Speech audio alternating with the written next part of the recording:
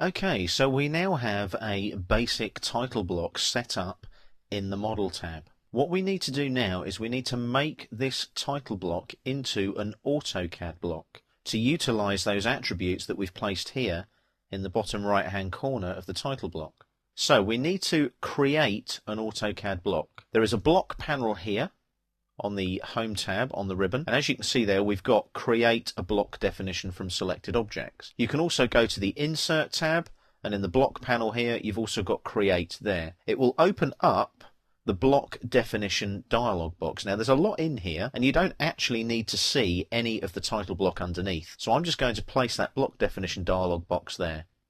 Every block that you create in AutoCAD must have a name, so we're going to call this A3 ISO and then landscape, because it's in a landscape orientation. So we type that in the box like that. So it's A3 ISO landscape title block. It's also going to become an AutoCAD block, and that will be the name that you use to insert it into other drawings. The first thing we do is we're going to pick a point where the block is inserted into any drawing. So we use specify on screen.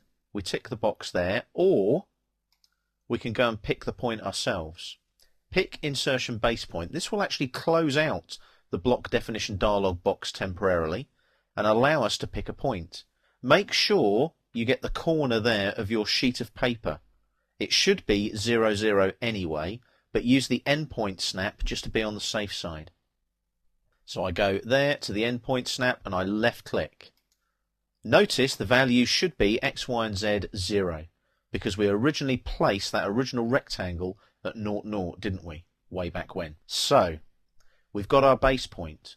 We now need to select the objects that make up the block. Now what I'm going to do here is I'm going to deliberately retain the original objects.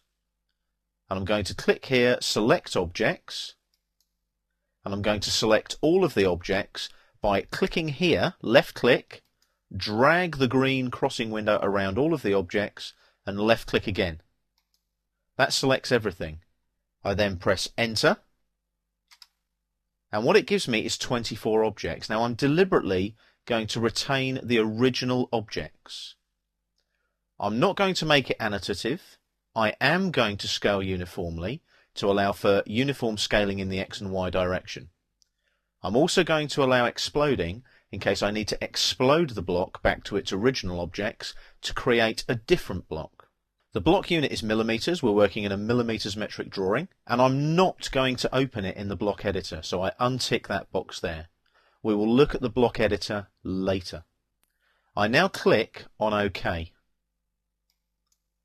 What has happened there is my block has been put into the drawing database, but all my original objects are still here. So what we need to do now is we need to start looking at tidying up the model space and making sure that our new title block goes into one of our layout tabs.